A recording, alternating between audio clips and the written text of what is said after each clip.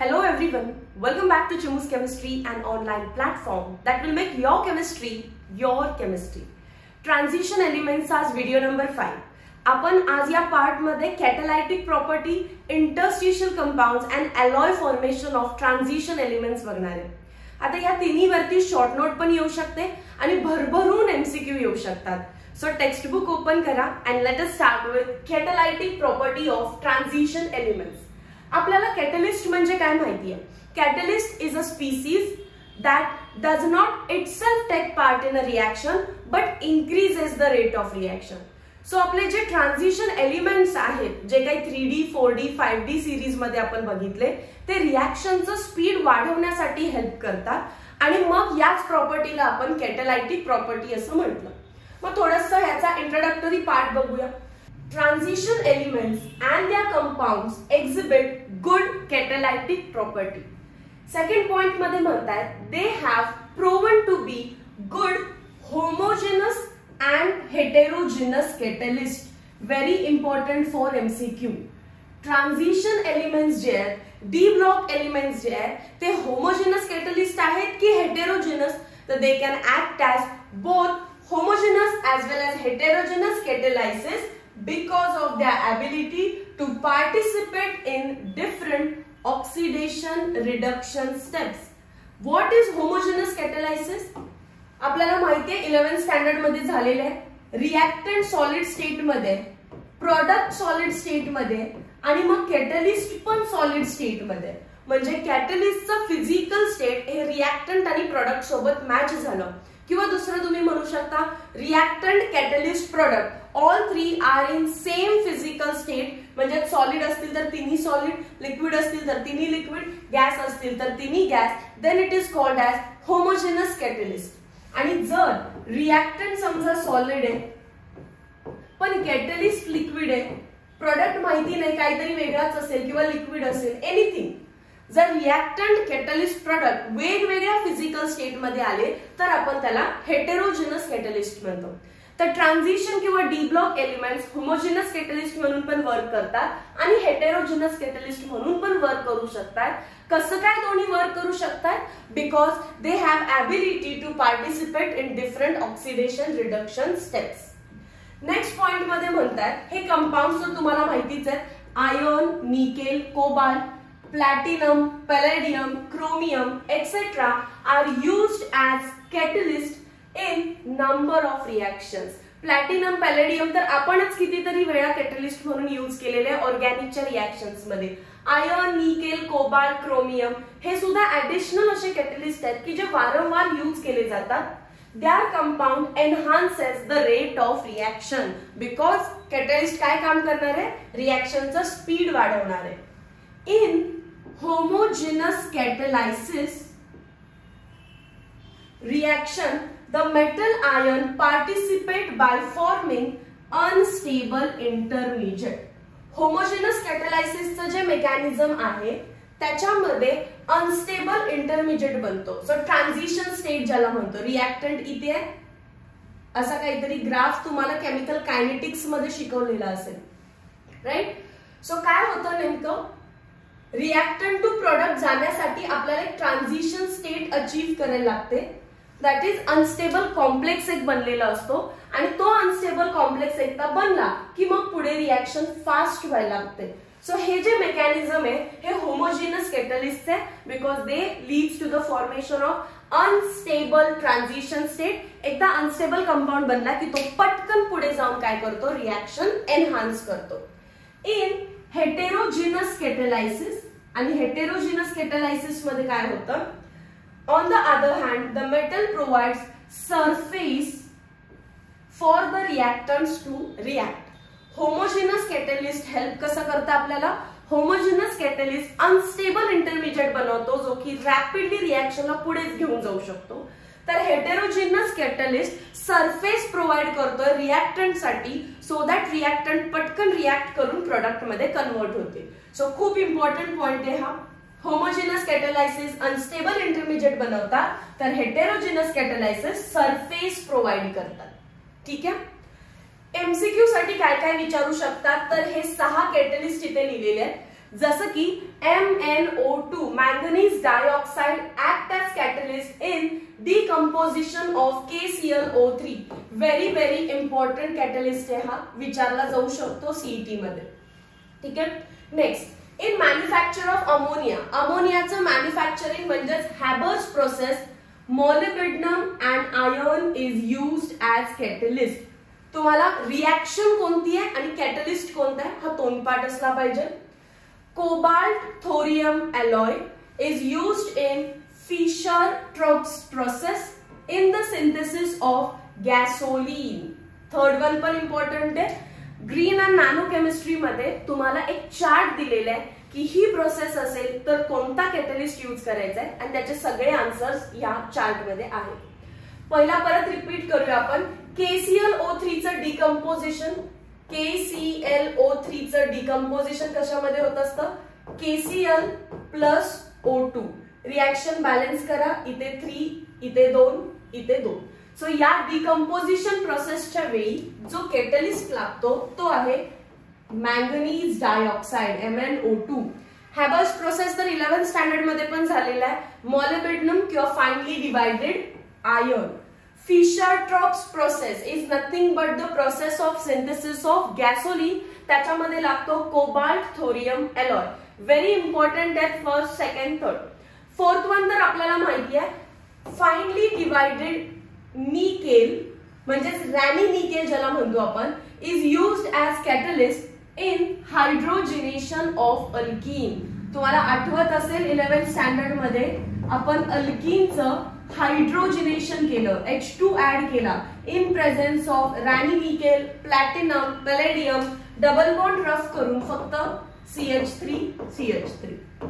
यालाच hardening of oil असं सुद्धा म्हणतात.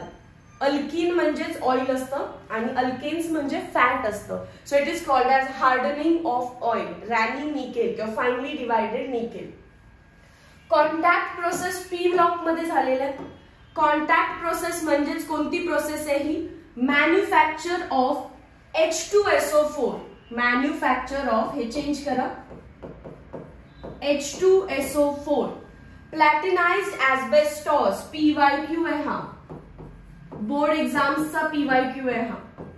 In contact process the conversion of sulphur dioxide to sulphur trioxide is done using the catalyst platinized asbestos. ठीक है. Next, carbon dioxide, sixth one थोडासा नवीन आहे. Carbon dioxide and hydrogen are formed by reaction of carbon monoxide and steam. बघा इथे carbon monoxide, steam म्हणजेच काय? Water. एकमेकांसोबत रिएक्ट होतात to give carbon dioxide and hydrogen gas with the help of enzyme iron chromium FeCr at 500 degree Celsius. Clear आहे? चला, so आपल्याला यालाच वॉटर गॅस रिएक्शन पण म्हणतात. वॉटर गॅस रिएक्शन बघा तिकडे वॉटर अँड गॅस एकमेकांसोबत रिएक्ट झालेले आहेत. So it is also called as water gas reaction. So हे 6 कॅटलिस्ट लक्षात ठेवा आणि रिपीट करायचं. KClO3 चं डिकम्पोजिशन MnO2 तुम्ही आन्सर करायला लागा. हॅबर्स प्रोसेस मध्ये finely divided iron and molybdenum. Fischer Tropsch process मध्ये cobalt thorium alloy. Hardening of oil मध्ये रॅनी निकेल किंवा प्लॅटिनम पॅलेडियम पण आपण यूज करू शकतो. वॉटर गॅस रिएक्शन मध्ये आयर्न क्रोमियम किंवा कॉन्टॅक्ट प्रोसेस मध्ये SO2 चं कन्वर्जन SO3 मध्ये करत असताना प्लॅटिनाइज्ड एस्बेस्टॉस. यापैकी कुठलाही क्वेश्चन MCQ मध्ये, बोर्ड एक्झाम्स असू दे किंवा CET मध्ये येऊ शकतो. ठीक आहे. Moving towards next part, interstitial compounds of transition elements. Interstitial compounds हा वर्ड काय आपल्यासाठी नवीन नाहीये. सॉलिड स्टेट मध्ये आपण बघितलेलं आहे की एलिमेंट्स किंवा ऍटम्स असे व्यवस्थित अरेंज्ड असतील तर आपण त्याला क्रिस्टलाइन सॉलिड म्हटले. फार प्रॉपर वे मध्ये अरेंज्ड असतील तर देर आर नो डिफेक्ट्स. पण असं पॉसिबल नाहीये. कोणताच क्रिस्टल 100% परफेक्ट नसतो. त्याच्यामध्ये काहीतरी इम्प्युरिटी आलेली असते, त्याच्यामध्ये काहीतरी डिफेक्ट आलेला असतो. मग त्यातलाच एक टाईपचा डिफेक्ट होता इंटरस्टिशियल डिफेक्ट्स. इंटरस्टिशियल डिफेक्ट काय सांगतो बघा, जेव्हा एलिमेंट्स किंवा ऍटम्स व्यवस्थित अरेंज्ड आहेत, ॲटम्सच्या मध्ये थोडीशी जागा रिकामी राहते, त्यालाच आपण व्हॉइड किंवा इंटरस्टिशियल स्पेस असं म्हणतो. आणि या इंटरस्टिशियल स्पेस मध्ये स्वतःचाच ॲटम किंवा कोणताही फॉरेन ॲटम जाऊन बसू शकतो. स्वतःचाच किंवा कोणताही फॉरेन ॲटम पण जाऊन बसू शकतो. आता डिफेक्ट झाला कारण प्रॉपर प्युअर स्ट्रक्चर नाही राहिलेलं, काहीतरी इम्प्युरिटी आली, त्यामुळे या डिफेक्टला आपण म्हटलं interstitial impurity defect. And this is nothing but alloy formation. Ma'am आता हा अलॉय कसं झालं तर इमॅजिन करा, पहिले जे ॲटम्स आपण व्यवस्थित लावलेले आहेत ते आयर्नचे, Fe आयर्न,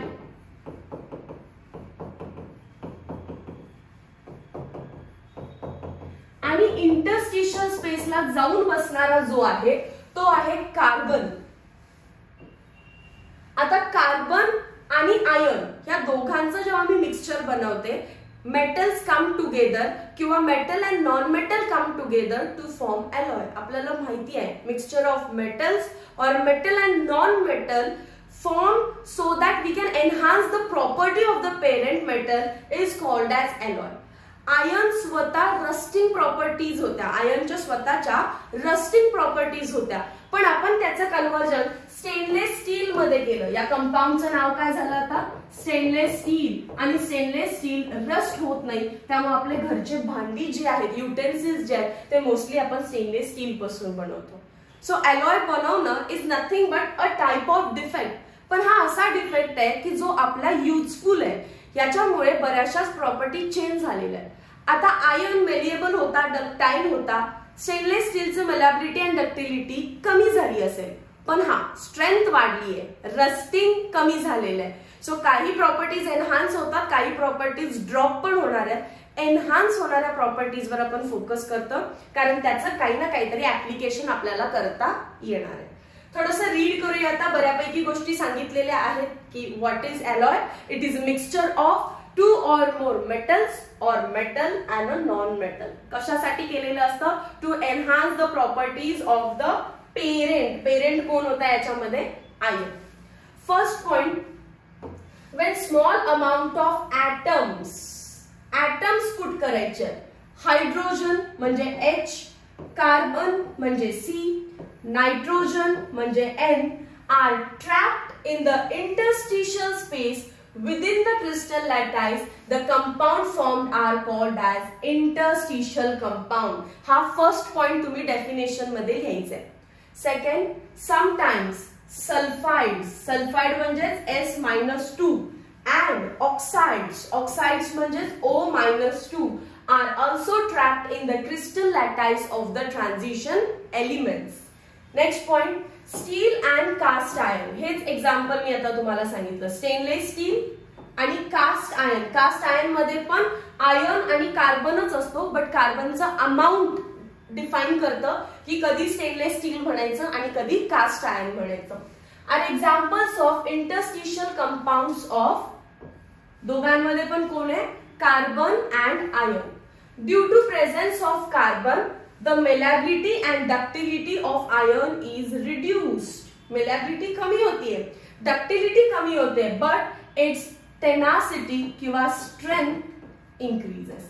टणकपणा ज्याला म्हणतो आपण, टफनेस ज्याला म्हणतो तो वाढणार आहे. and that is why आपल्याला परत स्टेनलेस स्टीलचे पण भरपूर ऍप्लिकेशन्स पाहायला मिळतात. एमसीक्यू साठी 2 पॉइंट इथे दिलेले आहेत. टंगस्टन कार्बाइड म्हणजेच टंगस्टन सगळीकडे होतं आणि त्याच्यामध्ये इम्प्युरिटी कोण ऍड केलेली आहे कार्बन. सो कार्बन ऍड केल्यामुळे आपण त्याला काय म्हटलं carbide. Tungsten carbide is used for cutting tools. म्हणजे किती हार्ड बनला असणार आहे ते विचार करा. इतकं हार्ड की आपण ते मशिनरीजचे जे टूल्स असतात त्याला कट करण्यासाठी यूज करू शकतो. Iron carbide is used in manufacture of steel. This is nothing but iron carbide, right. Fe आहे आणि त्याच्यामध्ये कार्बन आला म्हणून कार्बाइड म्हटले for manufacturing of steel. Moving towards some properties of interstitial compound आपल्याला माहिती पाहिजे. याच्यावरती शॉर्ट नोट येते. Write a note on the interstitial compounds of transition elements. सगळ्यात पहिलं तुम्हाला डेफिनेशन लिहिता आली पाहिजे. Hydrogen, carbon, nitrogen if trapped into the interstitial space of the transition elements it is called as interstitial compound. Sometimes sulfides and oxides can also be trapped into it. हा तुमचा first point असणार आहे. In second point you can explain steel and cast iron are alloys of iron and carbon. And जेव्हा stainless steel बनतो malleability and ductility is reduced but tenacity is increased. And then त्याच्यानंतर काही properties ला interstitial कंपाउंड्सच्या they are hard and good conductors of heat and electricity. Second, their chemical properties are similar to their parent. Third, their melting points are higher than their parents, that is pure metal. Their densities are less than their parent. The metallic carbides are chemically inert and extremely hard as diamond. Hydrides of transition metals are used as powerful reducing agent. Hydrides म्हणून reducing agent म्हणून काम करणार आहेत. हे 6 points explain करण्यासारखे नाहीयेत, पण तुम्हाला लक्षात ठेवावं लागेल. इंटरस्टिशियल कंपाउंड्सच्या प्रॉपर्टीज एनहान्स झालेल्या असतात, काही प्रॉपर्टीज रिड्यूस पण झालेल्या असतात.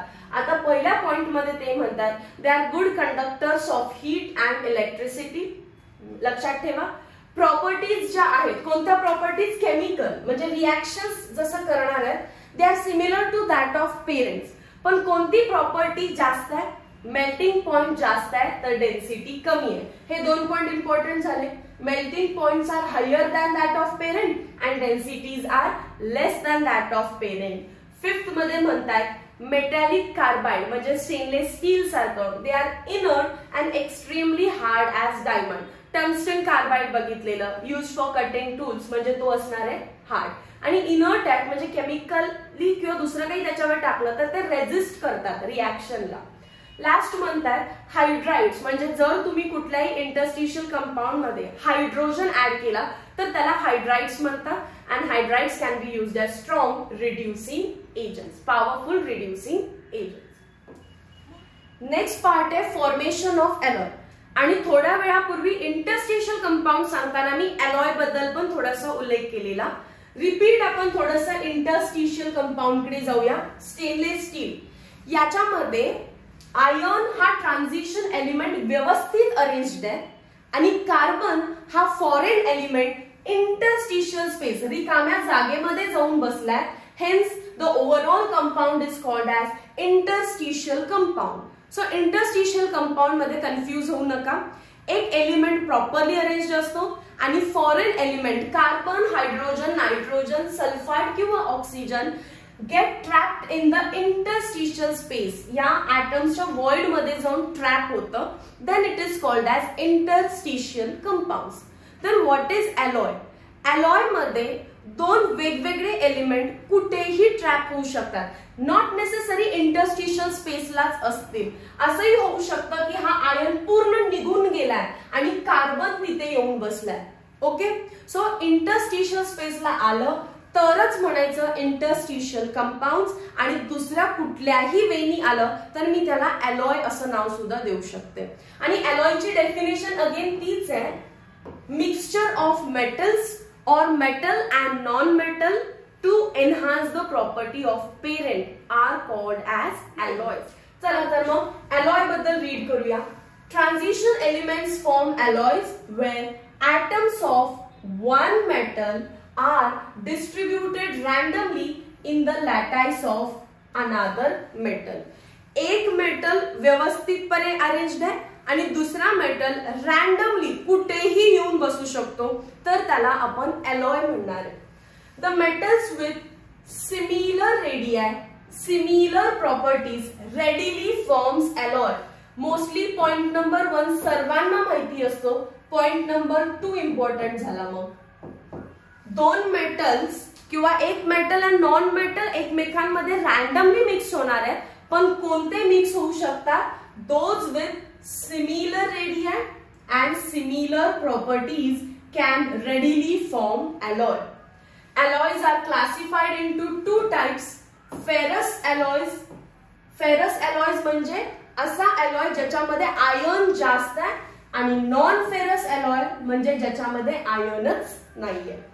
Ferrous alloy have atoms of other element distributed randomly in the atoms of iron in the mixture. As percentage of iron is more, they are formed or they are termed ferrous alloys. त्यांना ferrous alloys आपण नाव असं का दिलं? कारण iron भरपूर आहे आणि जो फॉरेन मेटल आहे, फॉरेन एलिमेंट आहे, तो कमी प्रमाणात दिसणार आहे. Example nickel steel, chromium steel, stainless steel. Stainless स्टीलचं डायग्राम आहे, मी तीच दाखवणार आहे. All steels have 2% carbon. सगळ्या स्टील मध्ये 2% कार्बन असतंच. पाठीमागे या डायग्रामकडे मेजॉरिटीली तुम्हाला काय दिसतं याच्यामध्ये? आयर्न. आणि 2% काय दिसतो आपल्याला? कार्बन. मग हा अलॉयच आहे ना, अलॉयची स्पेशल केस आहे ही. सो सगळीकडे आयर्न दिसत आहे आणि कमी प्रमाणात जर तुम्हाला कार्बन दिसत असेल किंवा मी निकेल टाकला तर निकेल स्टील बनेल. जर मी दुसरा कुठला एलिमेंट टाकला तर तो क्रोमियम टाकला तर क्रोमियम स्टील बनेल. पण आयर्न जास्त आहे म्हणून such type of alloys are called as ferrous alloys. Such type of alloys are called as ferrous alloys. आणि दुसरं non ferrous alloys are formed by mixing atoms of transition metal with other than iron. Other than iron म्हणजे त्याच्यामध्ये iron नसणारे with a non transition element. Example brass which is alloy of copper and zinc. Diagram draw करून दाखवते बघा. Copper, copper, copper असे elements किंवा atoms of copper व्यवस्थित arrange होते. दिसलं? ठीक आहे. आता काय झालं? एक कॉपर गायब झाला याच्यातून आणि त्याच्या जागी झिंक आला. Zinc. Is zinc transition element? No, it is not transition. Lecture number 1 मध्ये सांगितलेले आहे म्हणून ते म्हणतात ट्रान्झिशन. कॉपर कोण आहे? ट्रान्झिशन एलिमेंट चा अलॉय कोणासोबत बनतोय? झिंक. झिंक म्हणजेच कोण आहे? Non transition element. आणि याच्यामध्ये आयर्न दिसतं का कुठे? कुठेच नाहीये. त्यामुळे such type of alloy is called as non ferrous alloys. किती सिंपल आहे रे. जर एखाद्या अलॉय मध्ये भरपूर प्रमाणात आयर्न दिसत असेल तर फेरस आणि आयर्न दिसतच नसेल तर नॉन फेरस अलॉय. ठीक आहे. त्या केसमध्ये पण जेव्हा तुम्ही नॉन फेरस अलॉय बघताय तेव्हा transition element non transition element सोबत अलॉय बनवलेला असतो. Example brass, copper and zinc. हे पण सॉलिड स्टेट मध्ये झालेलं आहे. नेक्स्ट आहेत युजेस ऑफ अलॉय. जसे दिले तसे तुम्हाला पाठ असले पाहिजेत. मी फक्त रॅपिडली रीड करते. ब्रॉन्झ आपल्या सगळ्यांना माहिती आहे. ब्रॉन्झ मेडल वगैरे कधी तर तुम्हाला मिळालं असेल. It is tough, strong and corrosive resistant. It is used in making statues, making medals, making trophies. At least bronze बद्दल तुम्हाला मेडल आणि ट्रॉफीज लक्षात राहायला पाहिजे. नेक्स्ट ते बोलतायत cupro nickel. Cupro nickel is alloy of definitely copper आणि nickel असणार आहे.